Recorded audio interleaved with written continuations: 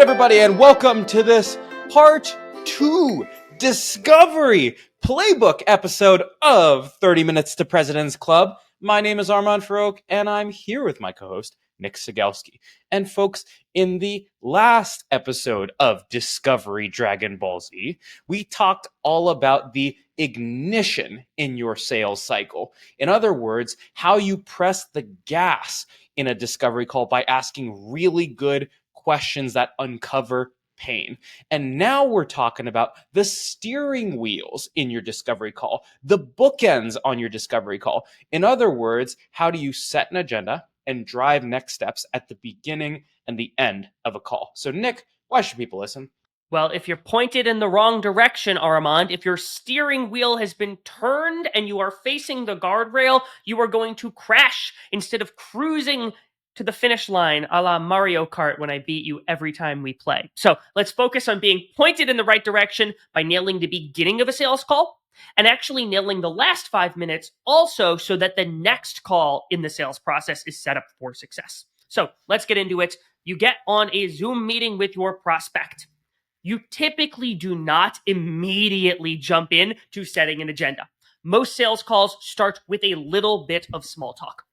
Our recommendations as it relates to small talk. 1, do not overstay your welcome on small talk. You should be transitioning to business in the first 2, maybe 3 minutes. You don't want to burn more than 10% of your 30-minute discovery call on small talk. Principle number 2 is you don't want to get yourself lumped in with the junior salespeople who are also meeting with your prospect, who make small talk about stuff like sports or the weather, or they ask, hey, where are you calling in from?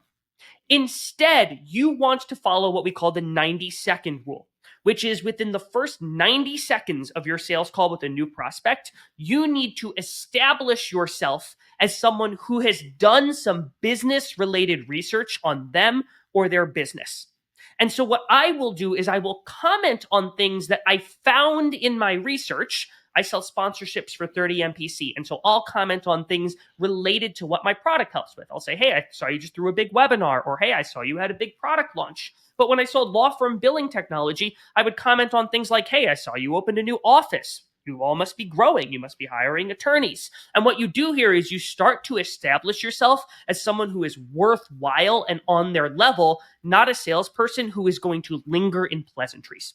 A few episodes ago, we had Chris Voss on the show, and he talked about the fact that every interaction you have with someone conditions them for the next interaction. So if you linger in small talk for 10 more minutes, they're going to expect that every single call they have with you in the future is going to include 10 minutes of BS, even if they enjoy it the first time. So do not linger in small talk. Leave it in under 5 minutes. That's what brings you to the agenda.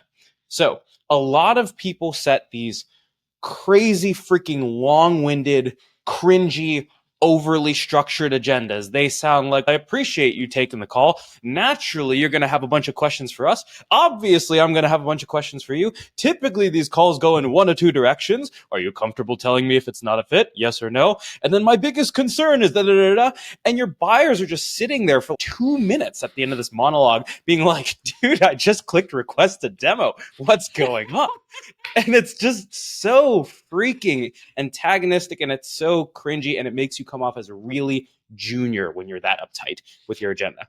So I prefer a very simple 3-part agenda that's called PPO: purpose, plan, outcome. And Doug Landis originally came up with this on a previous episode of 30 MPC. The 3 steps are as follows. I want to explain the purpose for the call. Why are we here?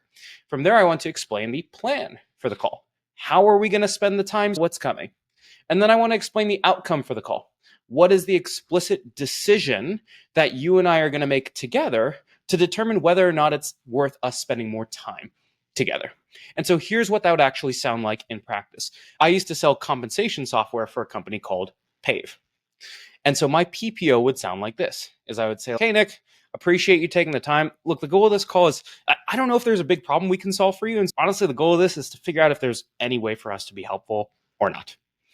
The plan, or the way that we'll do that, is I'd love to spend the first half of this call, frankly, just like getting to know your business a little bit better, how you're doing compensation today. And then we can spend the back half giving you a sense of where pay might be helpful, maybe even doing like a harbor tour demo once I actually have a sense of what you're doing.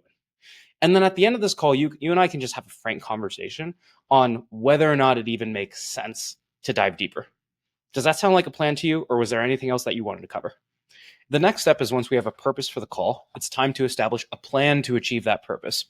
And the biggest thing that you want to set the expectation for is that you're going to do discovery before you start showing your software or pitching or anything else like that. You have to remember that oftentimes your prospects have clicked the request a demo button. They show up and they think they're going to see the software right away. But as you and I both know, oftentimes you need to understand what's going on with their business and figure out if there's even a problem worth solving before you start showing your product. But the key is, when you explain the plan for the call, you don't say, I need to run discovery on you so that I can figure out if you have a problem worth solving. You frame it in terms of their best interest. You say, in order for me to even figure out if we can be helpful, I have to have a sense of how you're doing things today. And then once I know that, I can give you a sense of where we can be helpful and maybe even cover something like a harbor tour demo towards the end of this thing.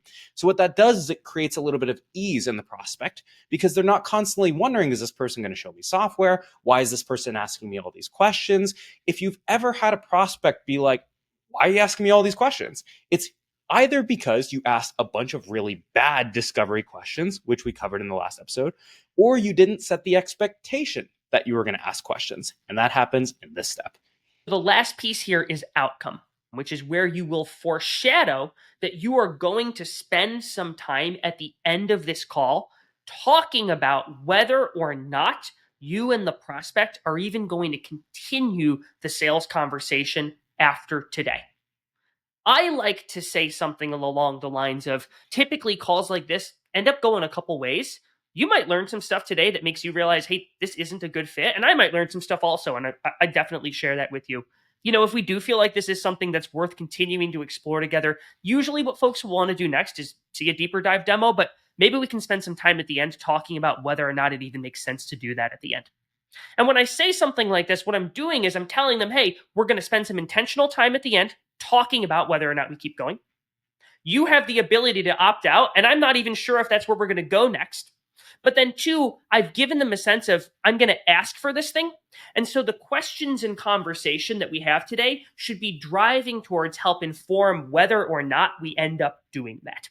And then the last piece is, if they're like, no, actually, I don't think we should do a demo next. I think we should do a security review next. Well, great. Now that's out in the open, and you have a sense of where they want to take things if this call goes well, which helps you steer the rest of the sales process. So there are a couple finishing touches that you can add to your PPO to make sure that it is executed the right way. So the first finishing touch is, you want to give them the ability to opt in, opt out, or even edit your agenda. What I mean by that is they might not want to go all the way through discovery, at which point you need to have a hard conversation and explain to them why you need to just do discovery before you go into a demo. They might say, hey, I really want to cover this one part of your product, and that allows you to edit the agenda or add things to the agenda. Or they might say, this is totally good, at which point you move into the call. So that's key number one. Key number two is, oftentimes, especially for these weird like 45-minute meetings, you want to do a little bit of a time check. I will usually do that right before the PPO, where I'll say, are we good to the top of the hour? Or are we good to the top of the half hour? Or sometimes Nick will even explain that as part of the purpose in PPO by saying, hey, for the next 30 or so minutes, here was how I plan to spend the time. That's number two. Number three, skip the introductions. Unless you've got more than 2 prospects on the discovery call, you do not need to do the introductions one by one.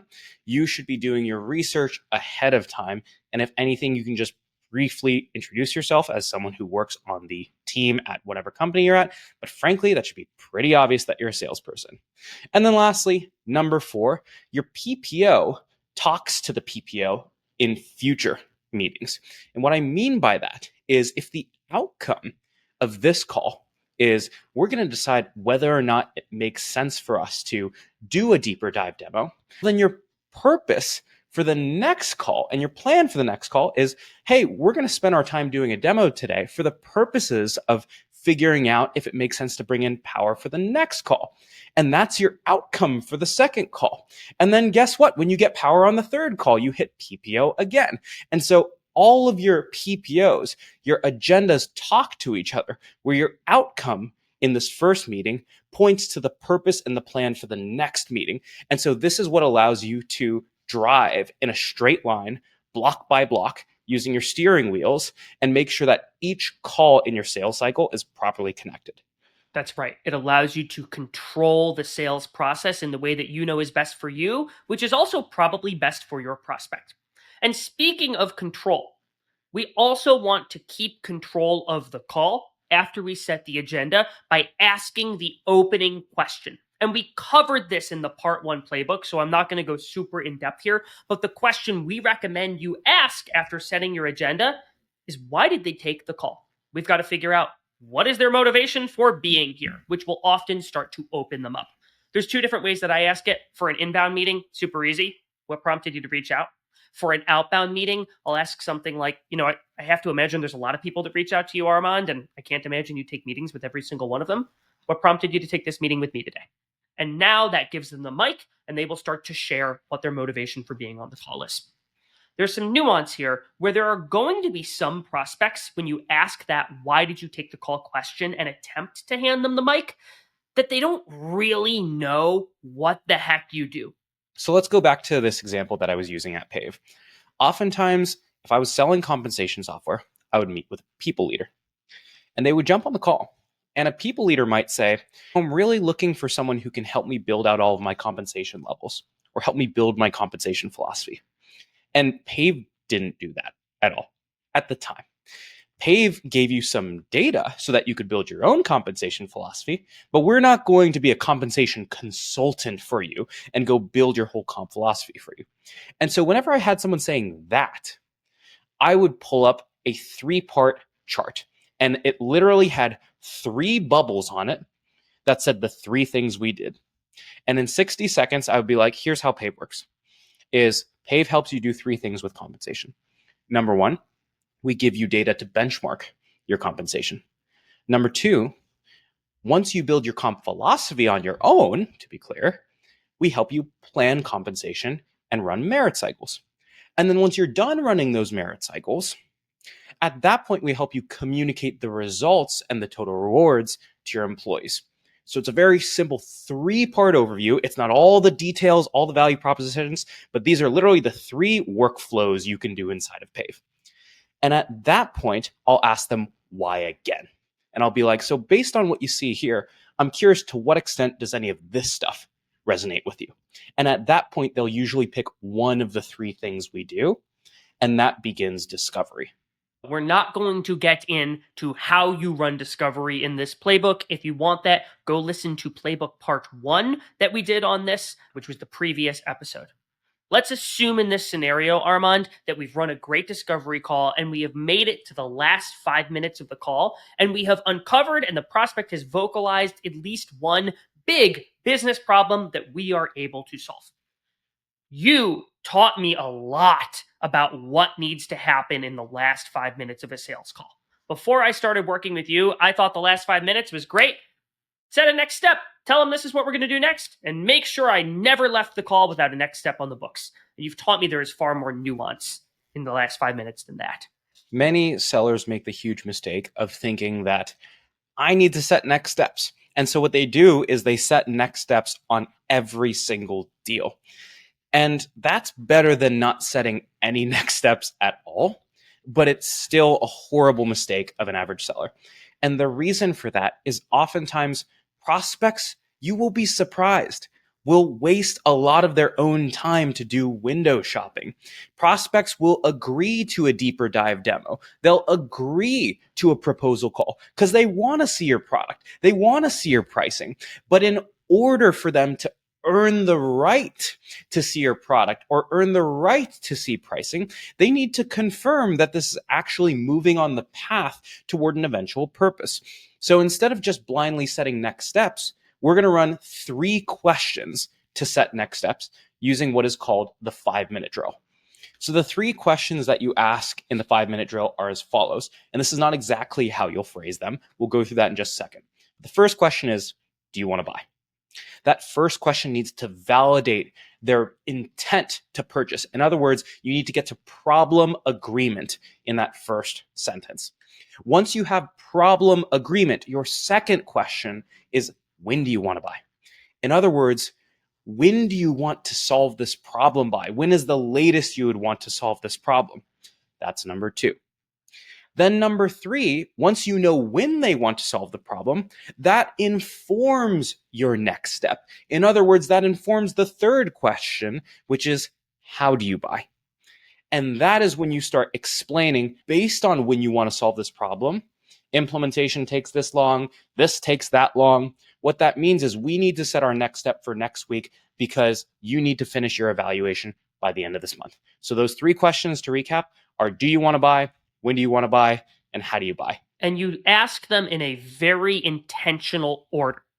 It makes 0 sense to talk about timing or to try to force something on the calendar with a prospect that doesn't actually have serious intent to buy the thing that you are selling.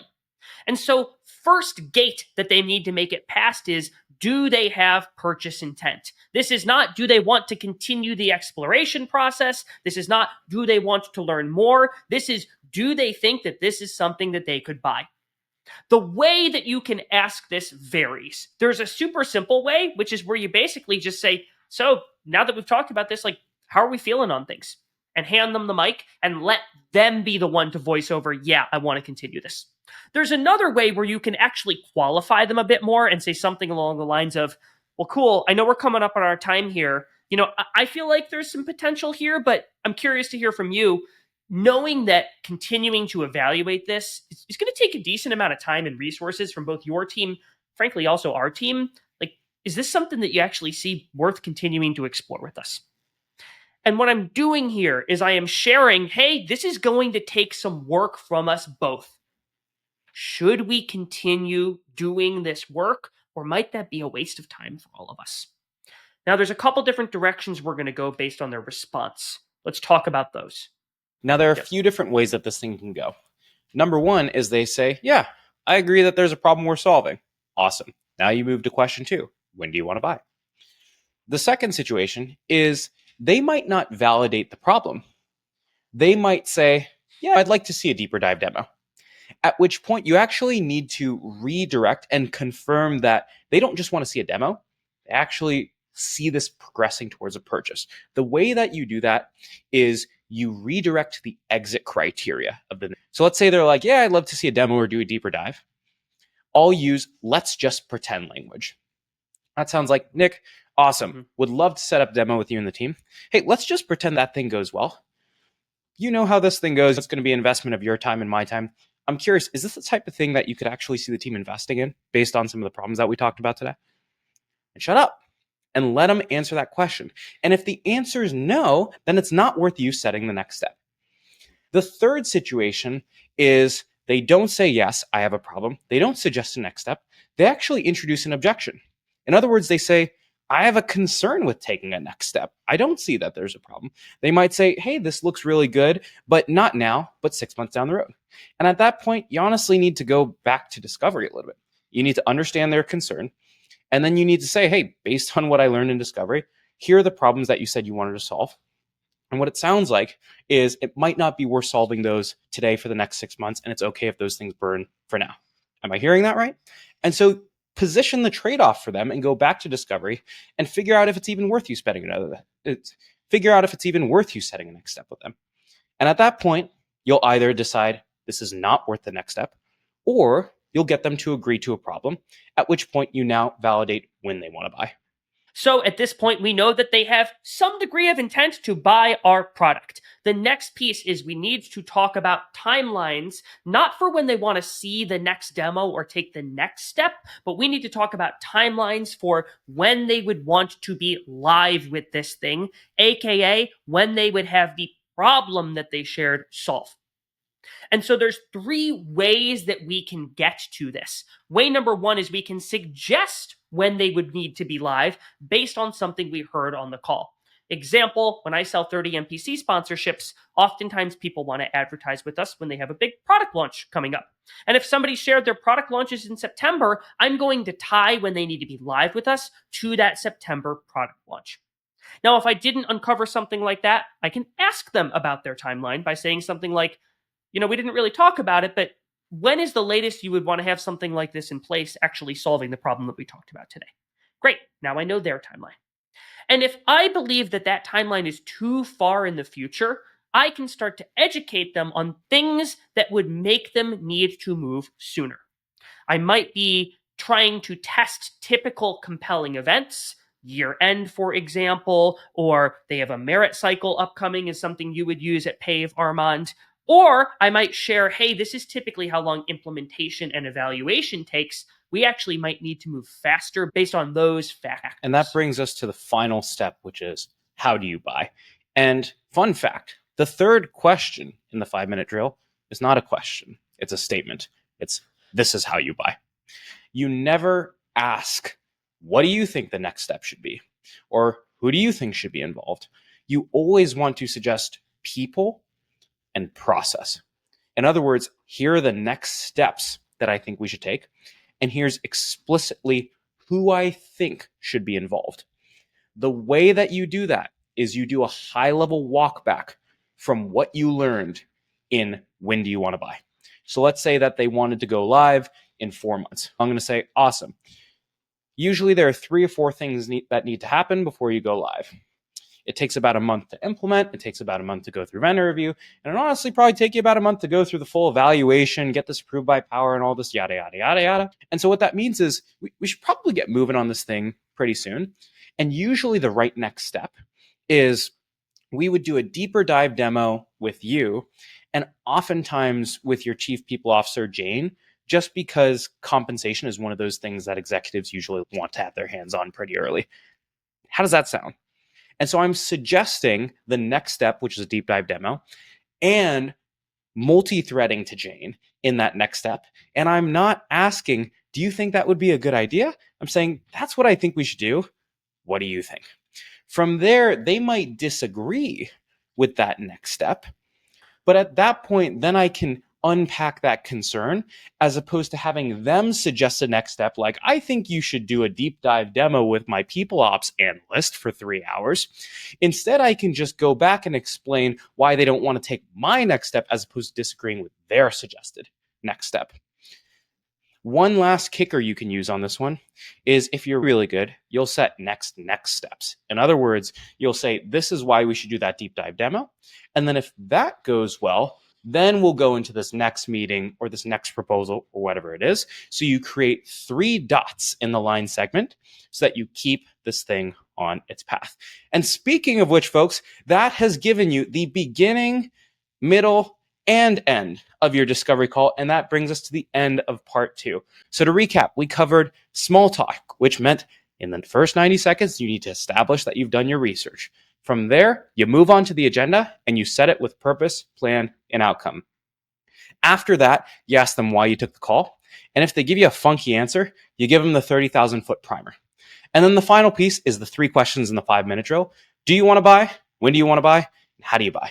So folks, we gave you a lot here. Discovery is probably the single hardest thing to learn in sales, but I would strongly recommend re-listening to both this episode and the last one a couple times as you get into this thing. Alrighty, Nick. How could people help us out? So if you got some value out of this episode, Armand, you've been doing quite a bit of writing recently, and I know you wrote up a 4-part discovery best practice series for the 30 Minutes to President's Club newsletter. And folks, even if you weren't subscribed when Armand sent it out, you can get access to those editions at the link in the show notes. Go check it out. It should help serve as a visual aid to help with what we talked about on this episode.